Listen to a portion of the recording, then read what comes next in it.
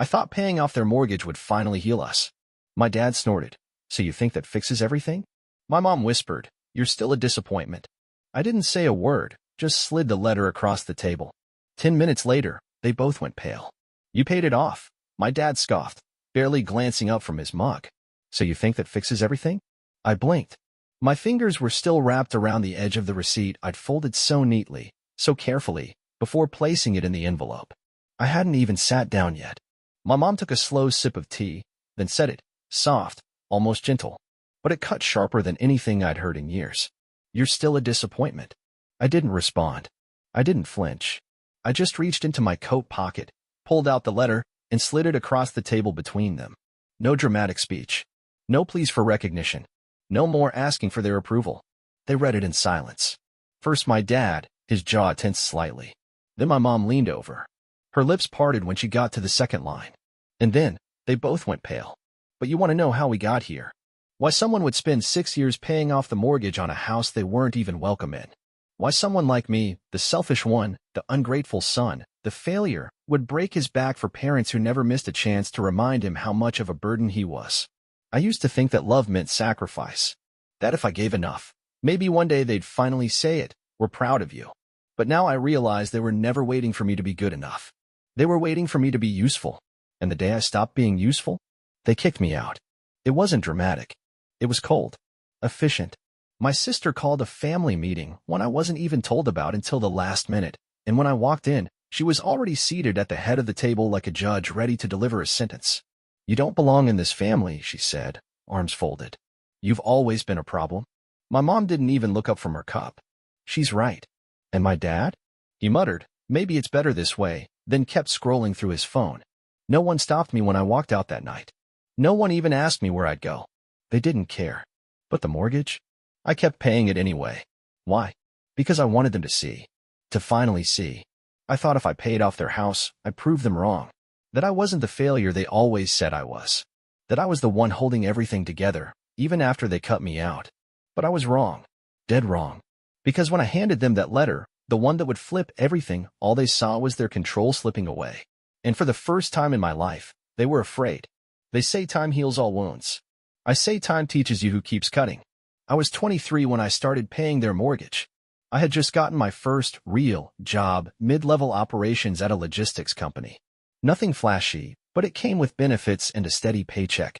I still remember the call. Your father had a little setback, my mom had said. Work slow. We might fall behind on the house if we're not careful. She made it sound temporary. Like it was just for a few months. Like it was no big deal. Of course, I said. I can help. And just like that, I took on the first payment. Then the next. Then the one after that. That was 6 years ago. 6 years of wiring thousands a month into a joint account, just until things stabilized. 6 years of giving up vacations, new clothes, birthday plans, even dating, because who wants to explain to someone you're 30 and still covering your parents' house? They never missed a chance to remind me how grateful they were. At least at first. You're doing the right thing, Mom would say, smiling just enough to make me forget how hard it was. You're finally pulling your weight, Dad once added. And just like that, pulling my weight, I became the unspoken third provider in the house. The son who was doing his duty. But it was never just the mortgage.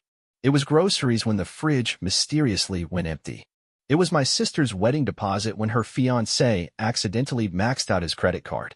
It was their car repairs, their heating bill, their dog's vet surgery. And every time I tried to set a boundary, they twisted it.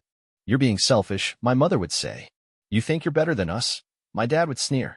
Even my sister joined in. If you didn't want to help, you shouldn't have offered. But here's the thing. I never offered. Not really. I just said yes because that's what you do when you're trying to earn love that always felt just out of reach.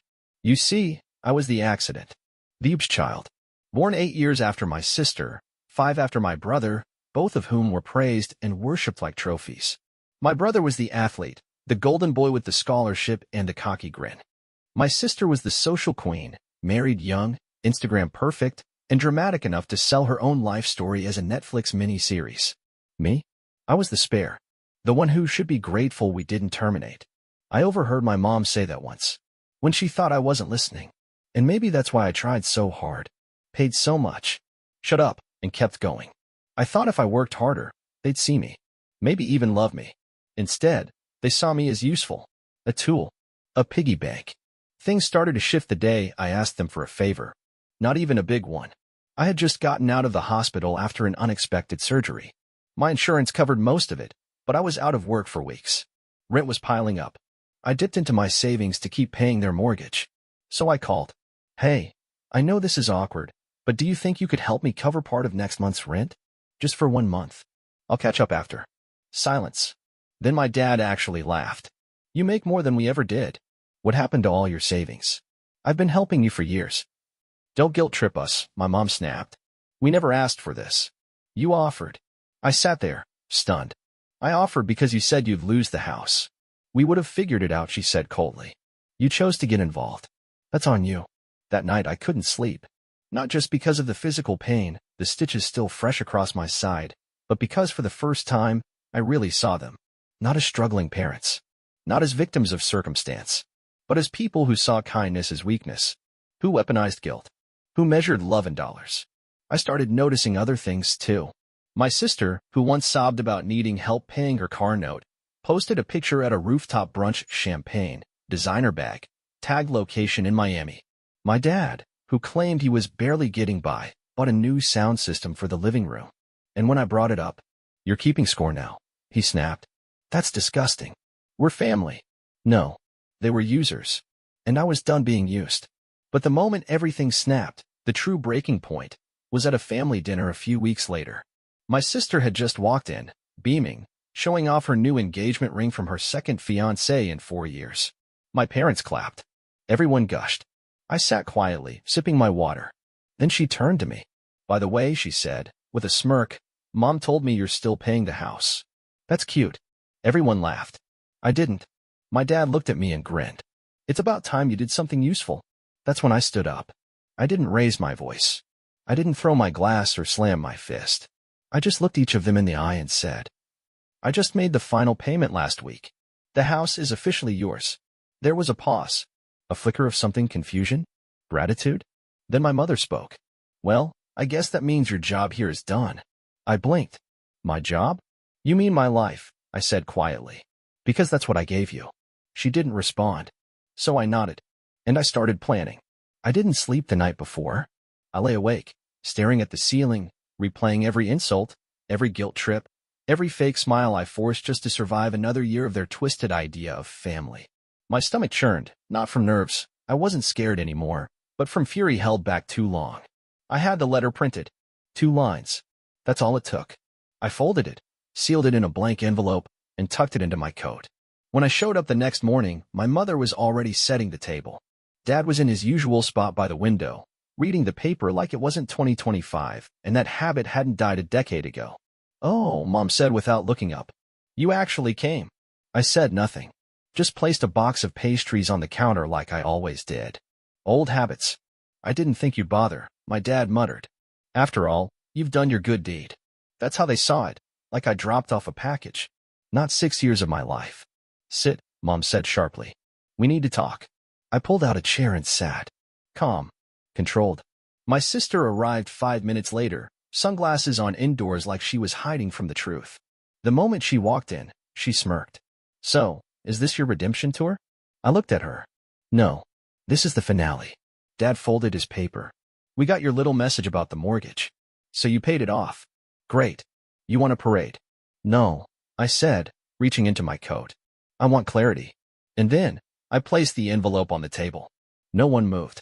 What's this now? My mom asked, suspicious. Go ahead, I said. Open it. Dad grabbed it. Tore the seal. Read the first line. Then the second. His face didn't just drop, it collapsed. Mom leaned over and read it too. Silence. Then she whispered, you wouldn't dare. Oh, I said, locking eyes with her. I already did. You're bluffing, my sister snapped. That's just more of your melodramatic crap. You sure? I asked. Because you might want to talk to the bank. Or the county clerk. Or the lawyer who processed the transfer. What transfer? Dad's voice was low, tight. I smiled, not out of cruelty, but out of liberation. I signed the deed over. Not to you. Not to her. To the one person who never asked me for anything. Mom paled. You gave away our house? She hissed. No, I said. I gave away my house. Because that's what it was. Legally. For the past 2 years. My sister blinked. Wait, what? I didn't just pay off the mortgage, I continued. I refinanced the whole thing in my name. You couldn't even qualify anymore with your credit. I was tired of covering for you. So I made it official. You stole it. Mom barked. You tricked us. I laughed. No. I paid for it. Every month. Every cent. While you shamed me, insulted me, and called me a disappointment over Sunday dinner. Dad stood up. This is betrayal.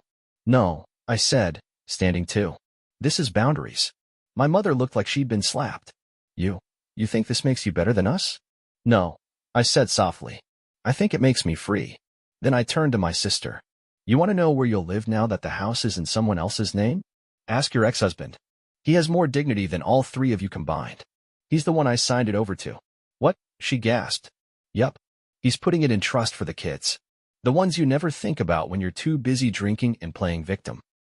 She lunged at me, but Dad grabbed her. You ruined us. Mom screamed.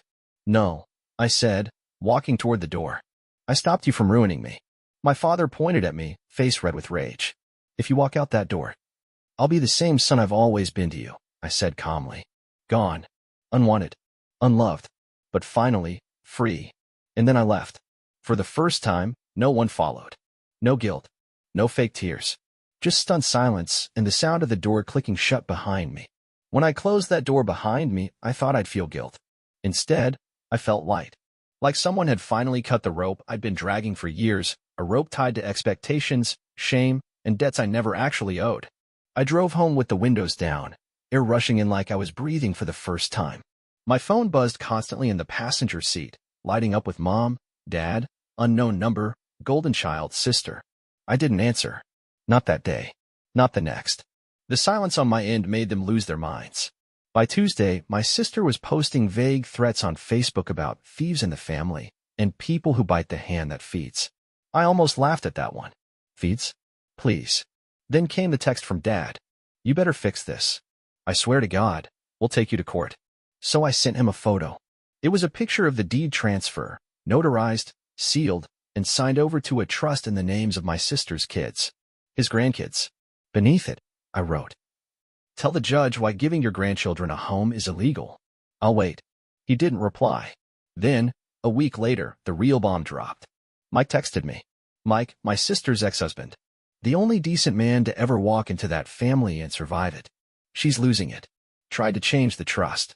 Already called 3 lawyers. I replied, she won't win. It's locked tight. His answer. I know. That's why I want to thank you. That one got me. Nobody in my family had ever said thank you, not once. Not for paying the mortgage, not for bailing them out, not even for giving up my youth to play family banker. I stared at that message for a long time. And then something in me healed. 2 weeks later, I got a knock on my door. It was Mom. She looked smaller than I remembered. Same expensive coat, same tight bun, same pursed lips, but none of the power she used to carry like a weapon. Can we talk? She asked. I crossed my arms. About. Her eyes darted behind me, like maybe she expected me to invite her in. I didn't. She sighed. We didn't mean what we said. We were angry. Confused. No, I said. You meant every word. And you said it more than once.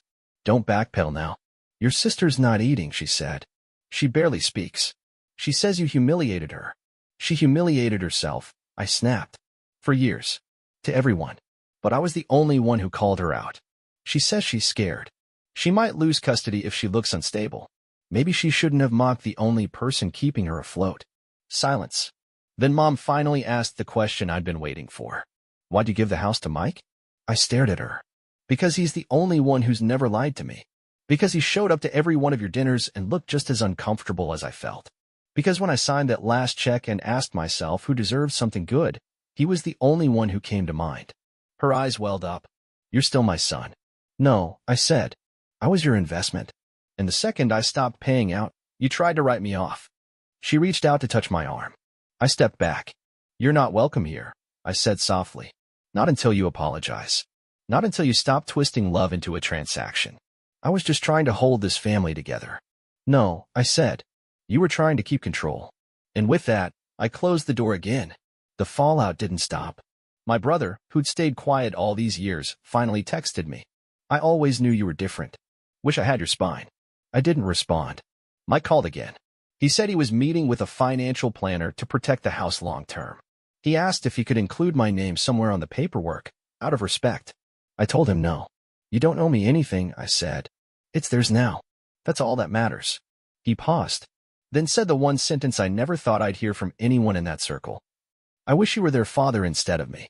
That one wrecked me, not out of ego, but because I realized something. All these years, I thought I was weak for not being loved. But really, I was just surrounded by people too broken to give it. The day I moved into my new place, small, quiet, all mine, I unpacked one box. Inside it were 3 things. The first mortgage receipt I ever paid. A photo of me at 16, standing behind my parents while they smiled at my sister's graduation. The notarized deed, the one with my signature, and the kids' names on it. I framed it, not out of pride, but as a reminder that I don't have to keep setting myself on fire to keep other people warm. That love doesn't look like sacrifice. That freedom? Sometimes it comes in the form of saying, I owe you nothing. Some mornings I still wake up and expect my phone to buzz with another demand. Can you cover the electric bill? Your sister's car broke down. Your mother's feeling stressed. Send flowers. But then I roll over, and there's only silence. Peaceful, heavy silence. My new place is small. Just 1 bedroom, 2nd floor walk-up, creaky floors, and a leaky faucet that no landlord ever seems in a rush to fix. But it's mine. Fully mine. No strings. No silent expectations. No one knocking on my door asking what I've done for them lately. And I swear, even the air feels different. Cleaner. Sharper. Like freedom. The funny part? I thought I'd feel guilt. I thought I'd lie awake wondering if I'd gone too far, if I'd been too harsh, if maybe, just maybe, they were right about me. But guilt never came. Not after what they said. Not after what they did. Not after the way they twisted love into a loan I could never repay. No. What came was clarity. Clarity that my worth was never tied to how much I gave. That setting a boundary doesn't make you cruel. That you can love someone, even your parents, even your sister, and still walk away when loving them means destroying yourself. That was the hardest lesson. Because for years, I thought endurance was love. That absorbing the blows, sacrificing my joy, always saying yes, that was what made me loyal. What made me good. But now, I think being good means knowing when to stop the cycle. Being good means choosing truth over comfort. And sometimes, being good means leaving. I don't talk to them anymore. Not my sister. Not my father. Not even my mother. The last message I got from her was 2 months ago. A voice note. I don't even know why I played it. She sounded tired. Slower than usual. There was no anger in her voice this time. Just bitterness. We gave you everything, and this is how you repay us? You were supposed to make us proud. I didn't respond. But I did whisper something to myself after I deleted it. You never gave me anything. And I'm done repaying a debt that was never mine. Mike and I still talk. He sends me photos sometimes of the kids running in the backyard, climbing the tree I used to mow around when I was 16. There's a swing hanging from one of the branches now. He built it himself. I tell them their uncle gave them this house, he said one day. That he believed they deserved a place to grow up safe. I didn't know what to say.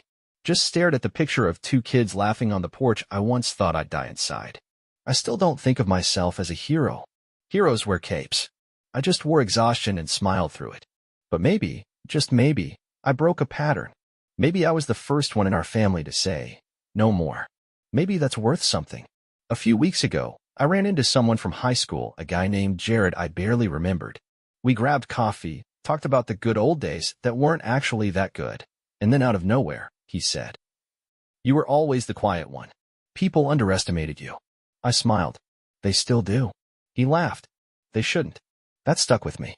Because for the first time in my life, I don't feel small, or forgotten, or desperate to be seen. For the first time, I feel solid, rooted, like I belong to myself. Sometimes people ask, would you ever forgive them? And here's the truth. I don't know. Forgiveness isn't always about letting someone back in. Sometimes it's just about letting the weight go. I don't hate them. I don't wish them harm. I just don't owe them space in my life anymore. And maybe that's what forgiveness looks like for me. Not revenge. Not reunion. Just distance. Peaceful, unshakable distance. So what's next? Nothing dramatic. I'm learning to cook, badly. I go for long walks without headphones, just listening to the world. I'm reading again. Sleeping through the night. I even booked a trip. My first real vacation. No guilt. No strings. And yesterday, I got a letter in the mail. No return address. Inside was a single line, typed out. We were wrong about you. No name. No apology. Just that. I stared at it for a long time, then folded it, slid it into a drawer, and smiled. Because I didn't need their apology. I already had what they never gave me. Self-respect. Freedom. And finally, peace.